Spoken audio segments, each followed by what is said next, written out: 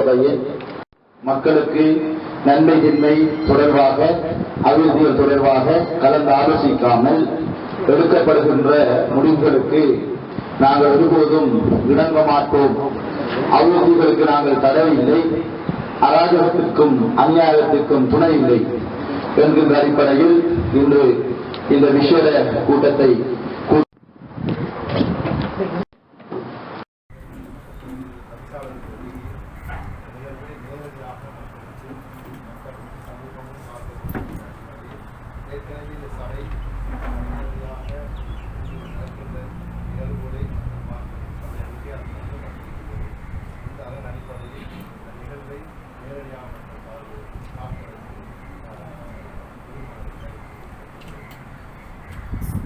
கௌரவ உபதவிசாளர்களை வரவேற்றவனாக இந்த உயரிய சபையிலே மூத்த உறுப்பினராக இங்கு வருவதென்று கலந்து கொண்டிருக்கின்ற கௌரவத்துக்குரிய இஸ்மாயில் அவர்களே, கௌரவ உறுப்பினர் பஸ்மீர் அவர்களே, கௌரவ உறுப்பினர் நேசராஜ் அவர்களே, கௌரவ உறுப்பினர் மோகனராஜ் அவர்களே, கௌரவ உறுப்பினர் ஜலீல் அவர்களே, கௌரவ உறுப்பினர் ஜெயராஜ் அவர்களே, கௌரவ உறுப்பினர் சசி அவர்களே, கௌரவ உறுப்பினர் குமாரசுரி அவர்களே, கௌரவ உறுப்பினர் சசி அவர்களே, சபையின் செயலாளர்களே, சபையின் உத்தியோகத்தர்களே, ஊடகவியலாளர்களே, பார்வையாளர்களே, உங்கள் அனைவரையும் காலையில் அன்போடு வரவேற்றவனாக உங்களை இன்னொருத்தோடு வரவேற்கின்ற வேளையில் பின்புலத்தில் இருக்கின்ற பல நசிக்கல்களுக்காக நாங்கள் இன்று முன்புலத்தில் போராட வேண்டிய துப்பாக்கி நிலை எமக்கு ஏற்பட்டிருக்கின்றது. அதன் அடிப்படையில் சபை என்றால் 41 சபை நாங்கள் கடந்திருக்கின்றோம். கௌரவ உதவிசாளர் தவிசாளர் உரையாற்றுவதற்கு முன் நீங்கள் அந்த கேள்வியை எழுப்பியதும் அல்லது வேண்டுகோள் விடுத்ததென்பதும் சபையை கொச்சப்படுத்துவதற்கு சமனாக அமைகின்றது. குறிப்பாக எனக்கு முதலில் நீங்கள் வந்துவிட்டீர்கள், என்னிடம் தொலைபேசியூடாக கேட்டிருக்கலாம், நேரடியாக கேட்டிருக்கலாம், அல்லது எனது தலைமை உரை நிறைவு செய்தவுடன் மக்கள் பார்க்க வேண்டும் என்று உங்கள் முன்னில்தான் நாங்கள் பேசிக் கொண்டிருப்போம் என்பதை நீங்கள் மறந்துவிடக் கூடாது. தவிசாளர் விளையாட்டும் போது குறுக்கிட்டு நீங்கள் நேரம் கேட்கலாம், ஆனால் விளையாட்டுவது என்பதும் தவறான விஷயம். ஆகையால் இந்த அபிவிருத்திகள் என்பது காரணம் மண்ணுக்கு தேவை, இரு சமூகங்களும் பார்க்கின்றவுடன். ஆனால் அபிவிருத்தி என்பது எங்களுடைய ஆலோசனையோடு இந்த அதிகாரிகளுடைய அனுமதியோடு தான் இங்கு பெறப்பட வேண்டும். ஆனால் எங்களுக்கு எதுவும் தெரியாமல், பிரதேச செயலாளருக்கு எதுவும் தெரியாமல், நீர்வாசன திணைக்களத்துக்கு தெரியாமல், பிஜேபி அதிகார சபைக்கு கல்வியை பொறியாளருக்கு தெரியாமல் ஒரு அபிவிருத்தி நடக்குது என்றால் அது காரணம் மக்கள் பாதிக்கப்படுகின்றார்கள். உங்களை அனுப்பியிருக்கின்றோம், நீங்கள் சேரும் போகின்றீர்களா, இதற்கு பின்னால் என்ன இருக்கின்ற விடயத்தை எங்களிடம் கேள்வி எழுப்பிக் கொண்டிருக்கின்றார்கள். அந்த அடிப்படையிலே நாங்கள் உண்மையில் எந்த அபிவிருத்திகளுக்கும் தடையானவர்கள் அல்ல. ஆனால் சட்டத்துக்கு முரணான அல்லது இந்த சபையின் ஆலோசனைகளை பெறாமல் செய்கின்ற அபிவிருத்தி என்பது அது இந்த மக்களுக்கு செய்கின்ற அநியாயமாக நாங்கள் பார்க்கின்றோம். ஆனால் இந்த விடயங்களில் இந்த உயரிய சபையில் பல விடயங்களை கருத்துக்களை பதிவு செய்த நீங்கள் இந்த சந்தர்ப்பத்தில் அந்த விடயங்களை ஞாபகம் கொள்ள வேண்டும். அதன் அடிப்படையிலே எனக்கு அறிவுரையை நான் நிறுத்திக் கொண்டு போவதற்கு நான் முடிவெடுக்கவில்லை. காரணம் என்னவென்றால் நாங்கள் நேரடியாக இன்று பல கருத்துக்களை பதிவு செய்ய இருக்கின்ற காரணத்தினால் நீங்கள் கௌரவ உதவிசாளர் உறுப்பினர்கள் கேட்டுக்கொண்டதற்கு இணங்க, நானும் ஏற்றுக்கொண்டதற்கு இணங்க நேரடியாக இந்த பதிவை நீங்கள் செய்வதற்கு உதவியாளர்கள் தயாராகுங்கள் என்று இந்த சந்தர்ப்பத்தில் கேட்டு நான் நேரடியாகவே இந்த விடயத்துக்கு வருகின்றேன். முதலாவதாக விசேட பேரணை கார்வேடு மேற்கு எல்லையில் விவசாய வண்டு வீதியினை சபை அனுமதி பெறப்படாமல் காப்பு வீதி அமைப்பதற்கான வேலை திட்டம் வீதி அபிவிருத்தி அதிகார சபையினால் ஆரம்பிக்கப்பட்டுள்ளது. பிரதேச செயலகம், நீர்வாசன திணைக்களம், வீதி அபிவிருத்தி திணைக்களம் ஆகியவற்றில் அனுமதி பெறப்படாமல் வீதியை வேலையினை இடைநிறுத்தி இவ்வாறான அனுமதி பெறாத வேலை திட்டத்திற்கு கண்டன தீர்மானத்தையும் நிறைவேற்றல். இதை சபை அனுமதி பெற வேண்டும். நான் இதை முன்மொழிகின்றேன். பேஸ்புக் கூடாக ஒரு பாதி ஒரு விளைவு 2 சமூகங்களுக்கு போறதாக நாங்கள் அவதானித்துக் கொண்டிருந்தோம். நாங்கள் உண்மையாக கவலைப்பட்ட விடயம் இருந்தால் கடந்த 3-4 தினங்களுக்கு முன்பாடு அவசரமாக கௌரவ உறுப்பினர்களுக்கு காரல் பிரதேச சபை ஊடாக ஒரு அழைப்பு வரப்பட்டிருந்தது. எனக்கும் கால் பண்ணி கேட்டாங்க, உங்களுக்கு அழைப்பு இல்லை, எனக்கு அழைப்பு வரவில்லை. அதுபோல நம்முடைய மெம்பர்மார் குறிப்பிட போடுபட்டிக்கு இந்த 7 மணிக்கு மீட்டிங் இருக்குவாங்கன்னு சொல்லி அப்புறம் ஒரு கௌரவ குமாரசிகாரம் போட்டிருந்தார் குறிப்பிட 6 அறிக்கப்பட்ட. ஆனால் அதுபோல நாங்கள் விசாரித்து பார்த்தோம், டவுன் மெம்பருக்கு மாத்திரம் தான் அழைக்கப்பட்டிருக்கு, எங்களுக்கு எந்த விதமான அழைப்பும் இல்லை.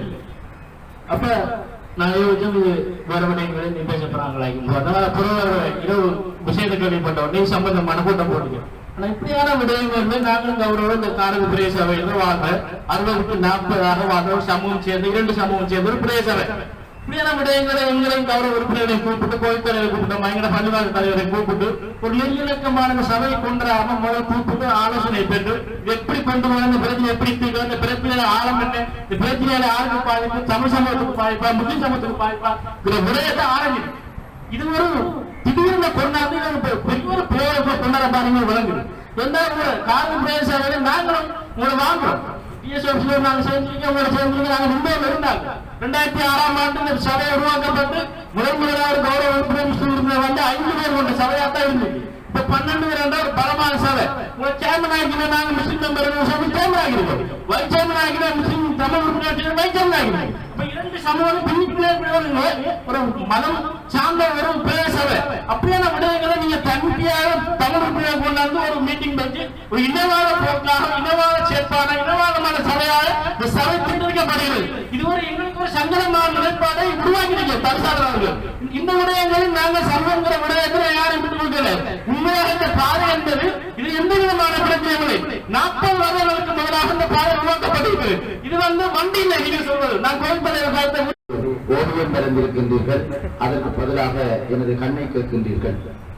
அதே போன்று உண்மையிலே நீங்கள் சொன்ன சட்டத்திட்டங்களுக்கு நான் நினைக்கின்றேன் ஒரு புதிதான உள்ளாட்சி உதவி ஆணையாளரை உருவாக்கி வேறு ஒரு வைரோ தயாரிக்க வேண்டிய நிலையிலும் நாங்கள் இருக்கின்றோம். ஏனென்றால் நீங்கள் கூறிய விடயங்களில் சட்டத்திட்டங்களுக்கு முரணான விடயங்களை கூடுதலாக கூறியிருக்கின்றீர்கள். இருந்த போதிலும் உங்களுடைய பதில் நான் வழங்குவேன். மகிழ்வடைகின்றேன் உங்களுடைய நீண்ட உரைக்காக. இதற்காகத்தான் நேரடியாக இந்த போடக்கூடாது என்கின்ற ஒரு அனுமதியை ஆணையாளர் சொன்னதுக்கு காரணம், இவ்வாறு விளையாட்டி கொண்டிருப்பதன் காரணமாக சபையின் குழம்பி மக்கள் குழம்புவார்கள் என்கின்ற அடிப்படையில் தான். அதை தாண்டியும் நாங்கள் இன்று போட்டிருக்கின்றோம். அதற்கேற்றாப்போல் சபையின் உரையாற்றுகின்ற போது நீங்கள் விசேட பேரணைகளை கொண்டு வாருங்கள். முன்னே நடந்த விடயங்கள் தொடர்பாக, பின்னே நடக்க போற விடயங்கள் தொடர்பாக, இது தொடர்பான விடயங்களை மாத்திரம் நீங்கள் உரையாற்ற வேண்டும். எதிர்த்தவர் என்ற அடிப்படையில் தான் உங்களுக்கு அந்த நேரம் நான் குறுக்கிடாமல் நேரம் வழங்கியிருந்தேன். அதே நேரம் ஒரே விடயத்தை 4 தரத்துக்கு மேல் உபயோகிக்கின்ற காரணத்தினால் எங்களுடைய நேரம் போய்கொண்டிருக்கிறோம். இருந்த போதிலும் பதிலளிப்பதற்கு நான் தயாராக இருக்கின்றேன், பதில் தருகின்றேன். வேறு யாரும் கௌரவ உபதேசாளர் அவர்கள் இது தொடர்பாக கருத்து தெரிவிப்பதற்கு நேரம் கேட்டிருக்கின்றார். அதன் அடிப்படையிலே அவருக்கு இந்த நேரம் வழங்கப்படும்.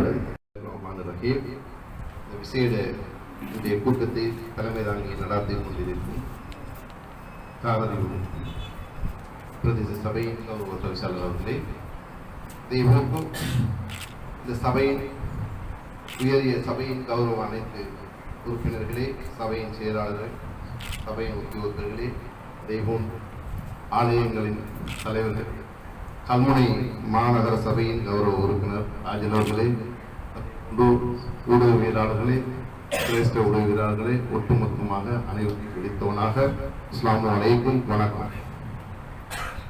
இன்றைய இந்த விசேட அமர்வு என்பது கௌரவ தவிசாளர் அவர்களே ஒரு விசித்திரமான விசேட அமர்வாக நான் காண்கின்றேன். இந்த சபைக்கு நாங்கள் 41 அமர்வுகளை கழித்திருக்கின்றோம். 41 அமர்வு கழிந்த நிலையில் இந்த விசேட பிரேரணை இங்கு போடப்பட்டது. இந்த விசேட பிரேரணை என்பது உண்மையில் இந்த சபைக்கு தேவைதானா? இரு சமூகங்களுக்கு இடையில் ஒற்றுமையாக வாழும் இந்த சந்தர்ப்பத்தில் இந்த விசேட பிரேரணை கொண்டு வந்ததன் மூலம் இரு சமூகங்களும், குறிப்பாக தமிழ் முஸ்லிம் இரு சமூகங்களும் பிரிவடைவதற்கு ஒரு சந்தர்ப்பத்தை நீங்கள் வழிவகுத்திருக்கின்ற கௌரவ தவிசாளர் அவர்களை. இந்த பங்கு வீதி என்பது 4 தசாப்தத்துக்கு முன் உருவாக்கப்பட்ட வீதி. பொறுப்பாக விவசாயிகளுக்காக உருவாக்கப்பட்ட வீதி. இந்த ஆயிரக்கணக்கான ஏக்கர் பூமி வேளாண்மை செய்யும் இந்த பூமிக்கு பசலை கொண்டு போவதற்காகவும் வேளாண்மை விளைந்து வேளாண்மையை வெட்டி வீட்டுக்கு கொண்டு வருவதற்காகவும் அந்த நேரத்தில் பயன்படுத்தப்பட்ட மாட்டு வண்டிகளும் துணிச்சக்கர வண்டிகளுக்குமாகவே விசேடமாக இந்த வண்டி வீதி அமைக்கப்பட்டிருந்தது. ஆனால் நாங்கள் சிறுபிள்ளை, எனக்கு தற்போது 45 வயது, சிறு பிள்ளையா இருக்கும் போது அந்த வண்டி வீதி உருவாக்கப்பட்டது.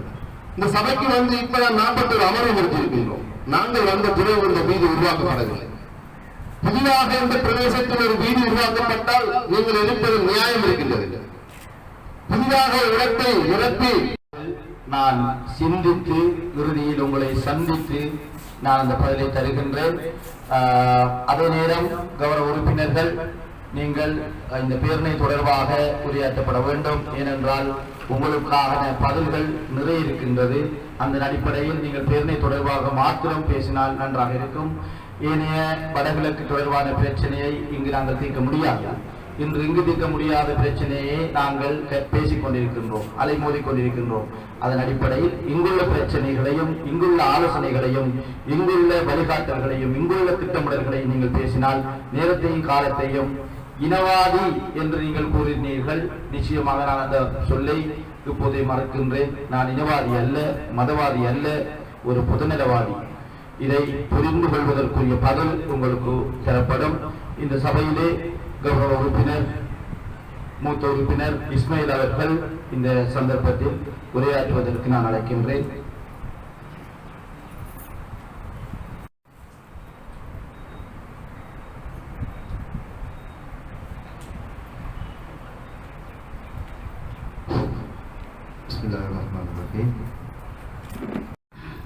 விசேட இன்னைக்கு தலைமை தாங்கி நடத்துகின்ற கௌரவ தவிசாளர்களே, அதே போன்று உபதவிசாளர், கௌரவ உறுப்பினர்கள், உத்தியோகர்கள், இங்கு வருகை வந்திருக்கின்ற ஊடகவியலாளர்கள், கல்முனை மாநகர உறுப்பினர்கள், நண்பர்கள் எல்லோருக்கும் அஸ்ஸலாமு அலைக்கும், வணக்கம். இது காரைதீவு பிரதேச சபையிலே ஒரு விசித்திரமான ஒரு பிரேரணையாக இருந்தாலும் முழுக்க அரசியல் என்பது எனக்கு தெரியாமல் இருந்தது. அரசியலுக்காக மக்களை கொண்டு வருவதும் அரசியலுக்காக மக்களை குழப்புவதும் இது அரசியல்வாதிகளுடைய வேலை என்பதையும் மக்கள் தெளிவாக விளங்கியுள்ளார்கள்.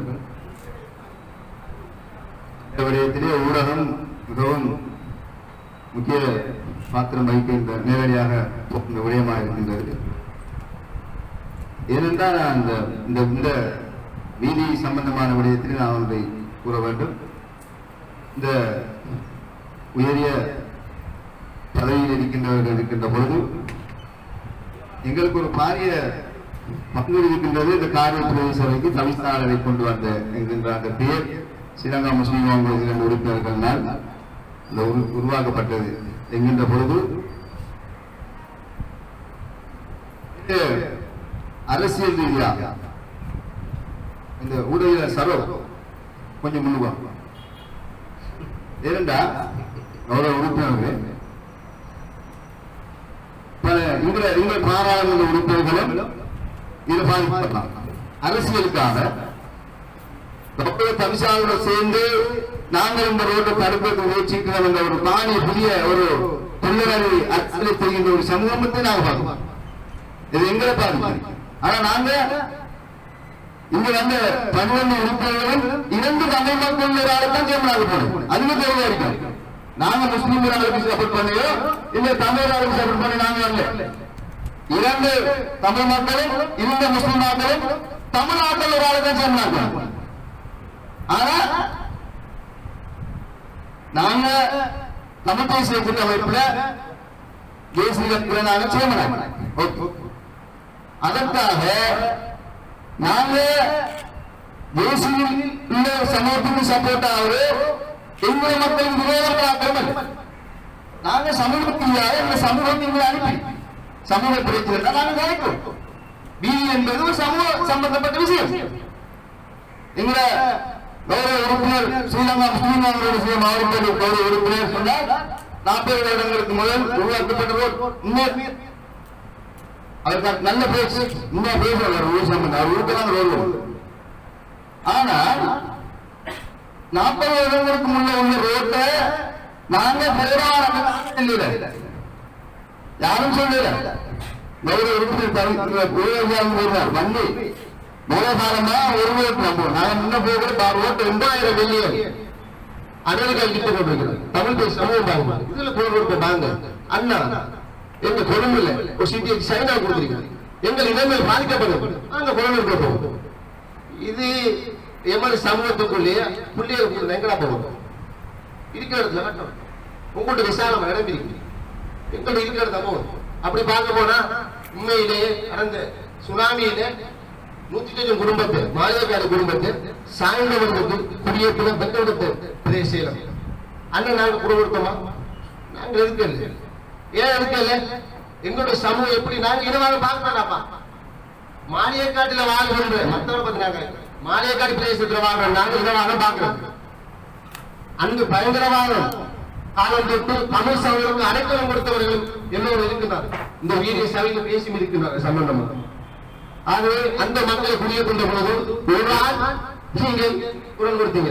ஏன் உங்களுடைய காரண மக்களை நீங்க குடியேற்ற நாங்க அப்படி பார்க்கலாம். எங்களோட மக்கள் வந்து வாழக்கூடிய நாங்க பார்க்கலாம். இன்று ஒரு நாங்க பந்து போடுறோம். அது இப்படிதான் கிட்டத்தட்ட 20 அடி அகலம் போய் பாருங்க. 40 வருஷங்களுக்கு மேல் வருஷமா இந்த வீதி போடுறது பயங்கரவாதம். யுத்த காலத்துல இந்த வீதியால பயணிக்க முடியாது.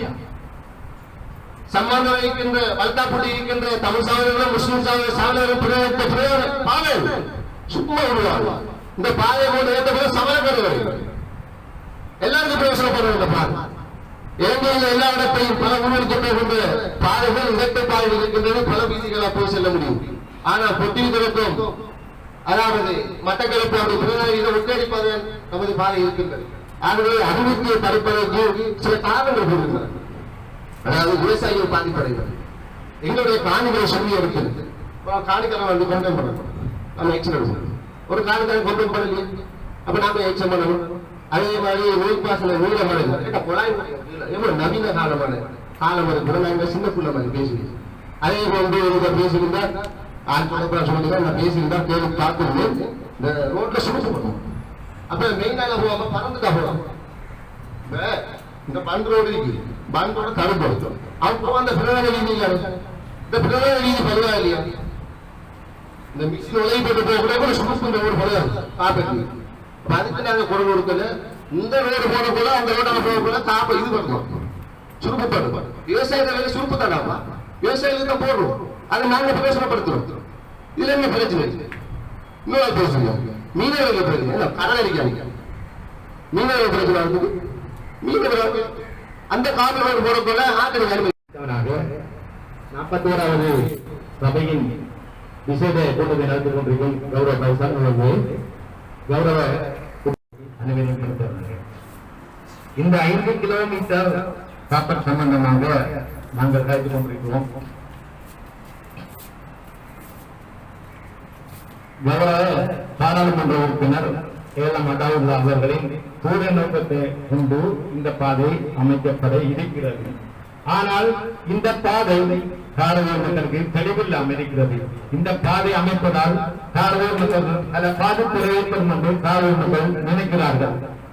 முக்கியமாக உங்களுக்கு தெரியும் கப்பல் ரவர் அணைக்கட்டு டவுன் ஸ்ட்ரீமுக்கு மேற்கு பக்கத்தில் 2004ஆம் ஆண்டுக்கு பிறகு பல குடியேற்றங்கள் நடைபெறும். தற்போது போனாலும் ஆயிரக்கணக்கான வீடுகள் கண்டிலிருந்து கிடைக்கின்ற பஸ் பந்து பிரயாணம் பந்து இந்த காப்பட் போட்டால் இது இரிகேஷன் ஐடி இரிகேஷன் டிபார்ட்மெண்ட் உள்ள பண்ட் காப்பட் போட்டால் பண்ட் ஆர்டிஏஓ அல்லது ஆர்டிடிக்கு போகும். தெரிந்தானே மாறினால் பஸ்ஸால போகும். அதே நேரம் காரதூர் மெயின் ரோட் வாராடையப்படும். முக்கியமான உதாரணம் சென்றிருக்கு. பெரும்போது வீரமுறை இருந்தது. வீரமுறை எப்படி இருந்தது? 90 தமிழர் வாழ்ந்த இடம் திட்டமிட்டு அளிக்கப்பட்டது. விக்ரா ஜங்ஷனால் ஓட்டப்பட்டது. போலீஸார் ஓட்டப்பட்டது. இப்ப வீரம ஓட்டாதார் போகலாமா? பைசிகளோட போகலாம். அப்படி குறைஞ்சு குளியமா இருக்கு. இது திட்டமிட்டு இப்ப வீரமுறையில நிலை என்ன? தீக்கிர டவுன்ல நிலையங்கள் அடுத்தது மட்டக்களப்பு யோசியுங்கள் தாராங்குடாவில் இருந்து எங்க ரோடு பழைய ரோட்லக்கு அதை பத்தியான பாவையோர் தரப்பு ரோட் இப்ப சொல்லப்படுது கல்முனை பழைய வீதி இப்ப வீதி எங்க போகுது காத்தாங்குடிக்குள்ள போகுது காத்தாங்குடி எப்படி ஆரப்பட்ட பழைய வீதி அபிவிருத்தி நாங்கள் தடை இல்லை அபிவிருத்தி தமிழ் மக்கள் தடை இல்லை காரணம் தெளிவோம் இந்த ரோட் நாங்கள் இப்ப இருக்கிறோம் இந்த 8 மாதம் போயிடும் வரும் வராது எங்க சந்ததிக்கு நாங்க இந்த பிழைய விட மாட்டோம் ஏன்னா நாங்க பிழைய விட்டு வாக்கு கொடுக்குற பிறக்காக எல்லாரும் செய்திக்கிறாங்க ஏண்டா எங்கட மக்களை நாங்க வாழவும் வேண்டாம் நாங்கள் முஸ்லீம் தமிழர் இருக்குல்ல உங்களுக்கு வளர்ச்சி வேணும் ஆனால் இந்த ரோட் அதால போதும் உங்களால சொல்ல முடியுமா இந்த உறுப்பினர்களால உங்களுக்கு நிரூபிக்க போன 50 லட்சத்துக்கு குறை என்ன உங்களால முடியுமா நாங்க செத்து போயிட்டு மொத்தம் இந்த ரோட் இல்லை இந்த ரோட் அங்கால போய் இது திட்டமிட்டு உங்களுக்கு நடைபெற ஒரு சதி என்று கூறி ஒரு தமிழ் உறுப்பினர் பேசியிருக்கின்றார் அவர் தங்களுடைய மக்கள் படுகின்ற விடயம் தொடர்பாக பேசியிருக்கின்றார் அவருக்கும் பதில் காத்திருக்கின்றது அதன் அடிப்படையிலே நாகரிகமாக நடந்து கொள்வது என்பதை கற்றுக்கொள்ள வேண்டியவர்களாக இருக்கின்றோம் அதன் அடிப்படையில் உறுப்பினர் மோகனதாஸ் அவர்களை இந்த சந்தர்ப்பத்திலே கருத்துக்காக அழைக்கிறேன்.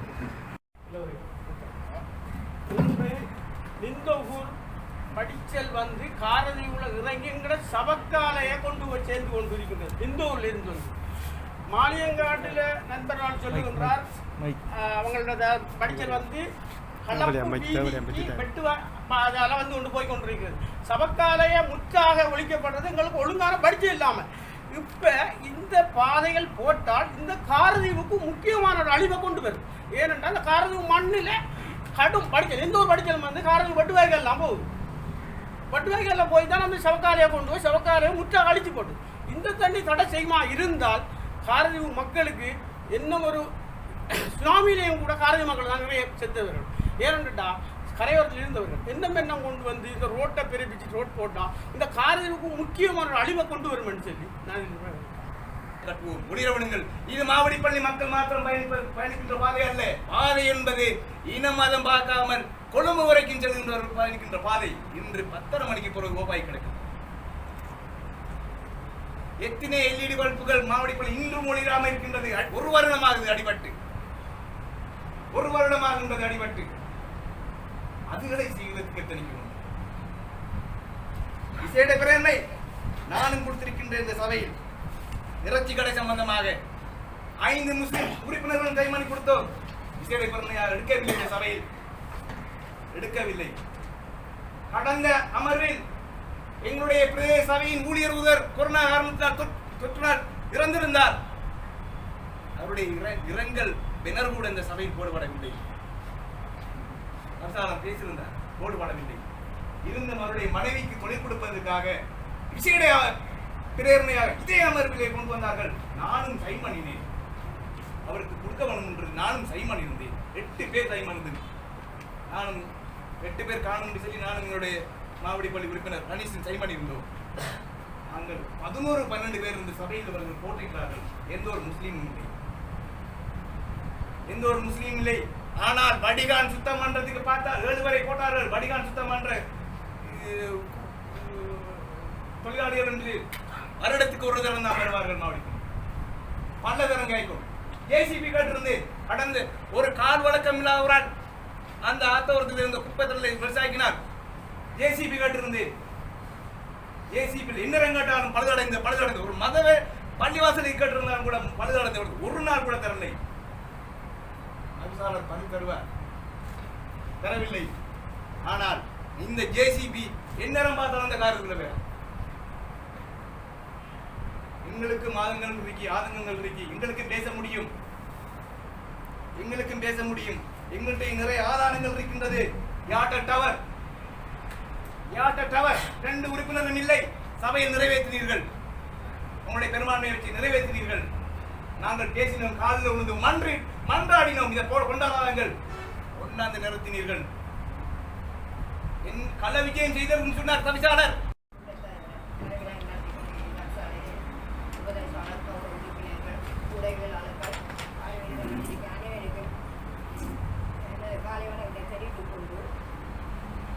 இங்கே பேச்சு திறமை இருந்தால் அரசியல் ஒன்றும் இல்லை இந்த பேரணிக்கு அப்பால் தாயில்லா இங்க நடந்து கொண்டிருக்கிறது. இந்த பேரணி வந்து என்னத்துக்காக குறிப்பிடப்பட்டுள்ளது என்பதை யாரும் அறியவில்லை.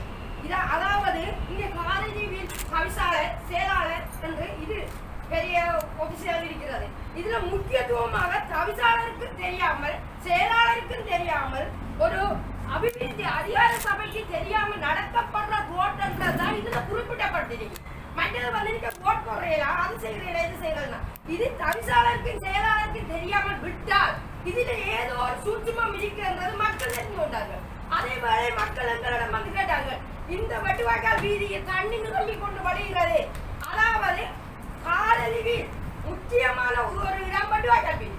இந்த வெட்டுவாய்க்கால் வீதியில் தண்ணி நிரம்பி கொண்டு வருகிறது என்றால் அதுக்கு ஒரு இடம் இருக்கிறது. இங்கே நீங்க போய் பார்த்தீர்களா? இந்த இடத்தில் திரவல் பறிக்கப்பட்டிருக்கிறது. நீங்கள் ஒரு மக்கள் பிரதிநிதி தானே, என்னென்ன மக்கள் இருக்கிறார்கள், நீங்கள் ஒரு மக்கள் பிரதிநிதி தானே, இதுக்கு என்ன உங்களுக்கு தெரிந்திருக்கிறதா? உடனே எனக்கிட்ட போனா உடனே தவிசாளர் யாருன்னு தவிசாளர்கிட்ட கேட்டு இதுக்கு என்ன உங்களுக்கு தெரியுமா, எப்படி ரோட் போடப்படுறார்களா, இல்ல என்ன நடக்குது என்று கேட்டதோ எனக்கே அறிவிக்கவில்லை என்று உடனே செயலாளர்கள் கேட்ட போது செயலாளர் சொன்னார், இதை பற்றி எனக்கும் தெரியவில்லை. அந்த வகையில் தான் இந்த கூட்டம் கூட்டப்பட்டது.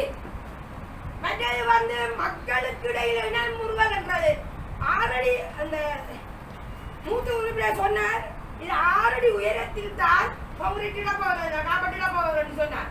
காபட் பத்து யாருக்கு இடப்பட போகிறது? குடியிருப்பு இல்லாத இடத்தில் என்னைய காபட், முக்கியமான பிரச்சனை குடியிருப்பு இல்லாத இடத்தில் என்னைய காபட். சரியா? அதுல வந்து சொன்னார்கள் சுரிவாவும் மண்டி போவாது. இதுவரை காலம் 40 வருஷத்துக்கு மேல் நடைபெற்ற இதுவரை காலமும் இப்பயும் நடந்து கொண்டே இருக்கிறது. அதுல என்ன சூட்சுமம்? அது சரி, நீங்க காப்பாற்றிட மக்கள் பேரவரிக்கப்பட சொன்னா காரஜீவில் தவிசாளர், அதாவது காரஜீவ் தலைவர் என்று ஒரு ஆள் உருவாக்கி இருக்கிறார்கள், இல்ல செயலாளர் ஒரு ஆள் உருவாக்கிறார்கள். இது அபிவிருத்தி வீதி அதிகார சபை ஒன்றுக்கும் தெரியப்படுத்தவில்லை. அப்ப அதுல என்ன பிழை? இப்ப எல்லாரும் சொன்னார்கள், நான் ஏற்கனவே சொன்னேன் பேச்சு திறமை இருந்தாண்டு. இதுல வந்து தவிசாளர் ஆக்கினத்துக்கோ நாங்க சென்ற கேள்வி பதில் எழுப்புவதற்கும் இடம் கிடையாது. பாராளுமன்றத்துக்கு சென்றால் மாத்திரம் உங்களுக்கு கன்சாட் வழங்கப்படும். பேரணை ஆதரித்தல் எதிர்த்தல் தொடர்பான விடயங்கள் மாத்திரமே உள்ளாட்சி சபையில் உள்ளாட்சி 1987 இலக்கம் 114 கீழ் வழங்கப்படும் என்கின்ற விடயத்தை கூறி கேள்வி பதில்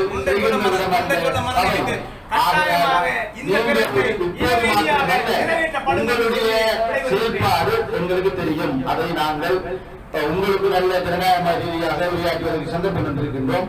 பல்லை தாண்டக்கூடிய வல்லமை உங்களுக்கு இருக்க வேண்டும். ஏனென்றால் பேசுவதற்கெல்லாம் இனவாதமும் மதவாதத்தையும் இல்லை என்று கூறிவிட்டு அதை நீங்கள் திணிக்கின்றீர்கள். இவ்வாறு எப்படி இருந்தாலும் உங்களுக்கு இறுதியில் நான் பதிலளிக்க காத்திருக்கின்றேன்.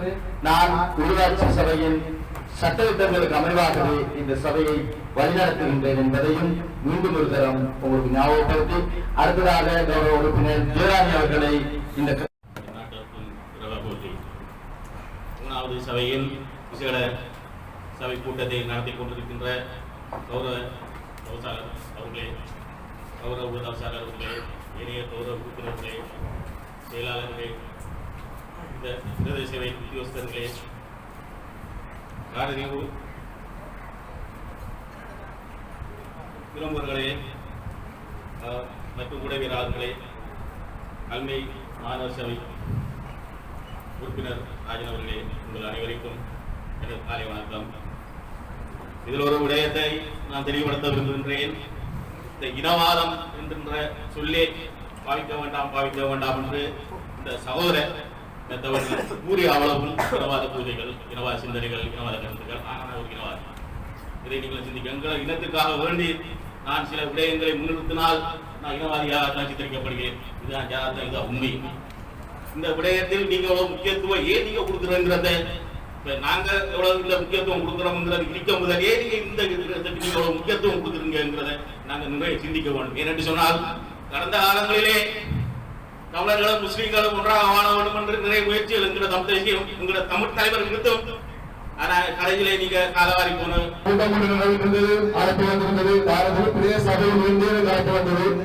நாளைக்கு சபை கூட்டம் ஒரு பரிசீலிக்கின்றார்கள். ஆகவே நான் நாங்கள் கூறியிருக்கின்றோம் இந்த கால அடுத்தது கூட்டங்கள் கூறுகின்ற போது அவரை கொண்டு நடத்த முடியாத சோழகாலம் என்பதனால் நாங்கள் சூமிதிகளாக எங்களது விடயங்களை கலந்துரையாமல் கடந்த 10ஆம் தேதிதான் எமது மாகாண சபை அவர்கள் வந்தபோது 12ஆம் தேதி அவ்வாறான ஒரு எங்களுக்கு அழைப்பு வந்தது. எனவே நான் நினைத்து சூழ்நிலையிலே இதனை கலைத்து இந்த ரெகுலேஷனை பற்றி வந்து தீர்க்கலாம் என்றுதான் எமது அந்த பட்ச குறிப்பினை நான் வந்து பிரசித்தி போட்டிருந்தேன். அழைப்பு வந்திருக்கின்றது, யாருக்காக வந்திருக்கின்றார் கூறும்போது அதற்காக பட்ச குறிப்பினை வருகின்ற செய்திகளை பார்த்தால் வித்தியாசமாக இருந்தது. இருந்த நான் நம்பவில்லை.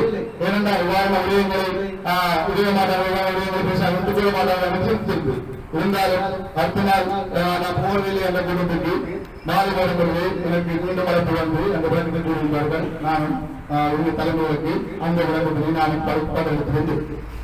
எனவே கௌரவ தவிசாளர்களே, இந்த உணவு சபையிலே நான் 35வது அமர்விலே கௌரவ உதவிசாளர் அவர்களுக்கு மேலாக கொண்டு வரப்பட்ட ஒரு நபர்கள் உங்களுடைய கருத்துக்கு இன நல்லிணக்கத்துக்காகவும் 3 இனங்களின் முன்னெடுப்புக்காகவும் நீங்கள் அழகாக கூறியிருந்தீர்கள். நல்ல விடயம்.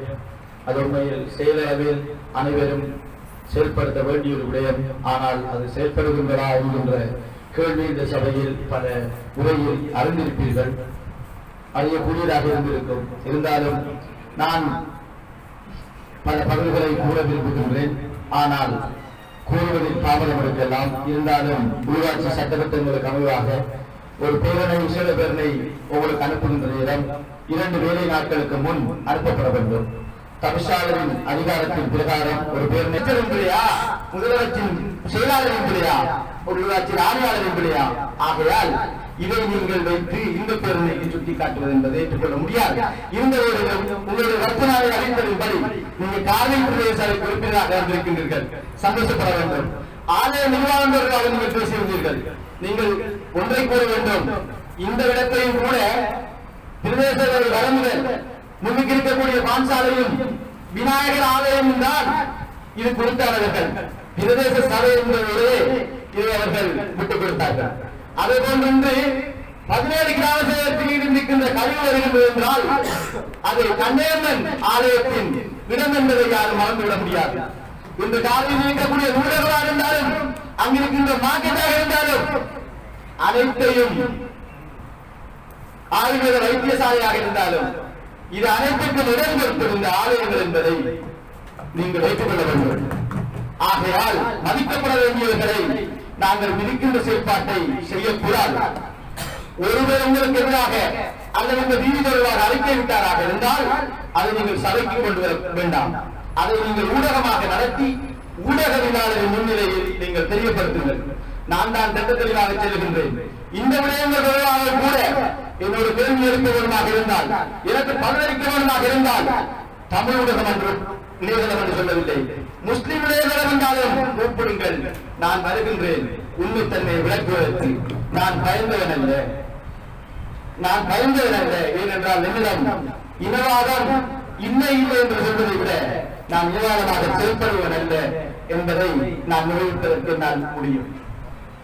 அடுத்ததாக என்னுடைய கௌரவ உறுப்பினர் நேசராஜ் அவர்கள் சில விடயங்கள் தொடர்பாக பேசியிருந்தார். இஸ்லாமிய ராஜ்யம் நடப்பதாக ஒரு பத்திரிகை அறிக்கையை பார்த்தேன். அந்த ராஜ்யம் உருவாக்குவதற்காக நகர திட்டமிட செயல்பாடு முன்னெடுக்கப்பட்டதாகவும் ஒரு ஊடகத்தில் அறிந்தேன். இப்போது அந்த நாடகத்தை எனது பிரதேசத்தையும் நான் நடக்கின்றேன். குறிப்பாக எங்களிடம் அனுமதி பெறாமல் ஒரு அபிவிருத்தி செய்ய தேவையில்லை. நிச்சயமாக அனுமதி பெற்றிருந்தால் நாங்கள் அந்த முன்னேற்றத்தை விளக்கியிருப்போம். ஆனால் வீரமனையில் இருக்கக்கூடிய பிரதான வீதியை மாற்றி அமைக்கும் போது வீரமனை மக்கள் குரல் கொடுக்காத காரணத்தினால் அவர்களுடைய பாதை இல்லாதிருக்கப்பட்டு மக்கள் பயணிக்க முடியாத பாதையாக இருக்கின்றது. அதே நேரம் இந்த பாதைகள் வருகின்ற நேரம் ஒரு பிரதான பிரதேசத்துக்கு வருகின்ற அழிவு சம்பந்தமாக அவர் உரையாற்றியிருந்தார். மட்டக்களப்பு ஆரம்பதியால் பயணித்த அந்த மெயின் ரோடு இன்று காட்டாங்குடி என்கின்ற நகரத்துக்குள்ளால் சென்று கொண்டிருக்கின்றது என்கின்ற அடிப்படையில் அங்கு அந்த பிரதான வீதி வலிவேசன் மார்க்கெட் குறைந்திருக்கின்றது. என்று வசேர வருமாக இருந்தால் அங்கிருக்கின்ற மக்கள் இங்கு வர வேண்டும். வீரமன மக்கள் வீரமனை ஓட்டால் வசோர்கள் விளையாட்டுவர்களுக்கு தெரியாது. வீரமனையால் போன பஸ் இன்றைக்கு மேலால் போகிறது. ஆகையால் அந்த மக்கள் பாதிக்கப்படுகின்றார்கள். அதை தான் அவர் தெரிந்தார். மேகதாசர் கருத்தை கூறுகின்றார். வெட்டுவாக்கால் வருகின்ற வேளையில் அங்கு வருகின்ற தண்ணி என்பது காலை தண்ணி அல்ல. இந்த ஊர் சம்மாந்துறை அம்மாறு இனமத பேரங்கள் என்ற தண்ணி வருகின்றது. அந்த தண்ணியால் போகின்ற நேரம் 12ஆம் பிரிவு தாழ்கின்றது. மிகவும் மோசமான முறை தாழ்கின்றது. நீங்க பல கருத்தை சொன்னார்கள். எங்களுக்கு தாழ்கிறது. அதை சொல்லலாம். அந்த மக்களுடைய துயரத்தை நீங்கள் அறிய வேண்டும். ஆகிய இன்னும் எங்களுடைய குலத்திலே மூச்சுவாரம் பெற்றுவதற்கு பல சவால்கள் இருந்தது. அதை அவர் இந்த இடத்தில் கூறியிருந்தார். கௌரவ உறுப்பினர் ஜலீல் அவர்கள் அழகான முறையில் பொய்யான ஒரு சோதனையான பேச்சை பேசியிருந்தார். நான் நினைக்கின்றேன் அவர் இந்த இன்றைய இணையதளத்திற்காக பேசியிருந்தார் தெரியவில்லை. இரண்டால் அவர் நேர்மையாக பேசுகின்றவர். ஆனால் இன்று நேர்மை கப்பால் ஒரு வகுப்பு கூட போடவில்லை, ஒரு வகுப்பு கூட எழுதவிடவில்லை. இந்த ஆடியாலை வந்து வறுப்பு 10 இல்லை. நீங்க யோசிக்கணும். இந்த ஆடியோங்கிற வறுப்புற பிள்ளை பெற்றது நான் அல்ல. இதை செய்தது பிடிஏபி திணைக்களமும் வேறொரு நிறுவனமும். எங்கள்கிட்ட இருந்த அப்போ என்னவும் எடுக்காம ஒன்றுமே எடுக்காம என்னமோ சொல்லாம கடைசியில நம்ம எல்லாருக்கும் தேவையான நாங்க பாரம்பரியம். ஆனா இன்றைக்கு கொஞ்சம் வலுப்பறிவு இருக்குது. ஆனா நாங்க மாணவர்களுக்கு நாங்கள் அறிவுபடுத்திருக்கிறோம். அதை நடக்கிறதுக்கு யோசனை இல்லை. ஆகையால் தூக்கியலாத பாடத்தையும் தூக்கியலாத பிரச்சனையும் சட்டத்தின் ஒரு நாள்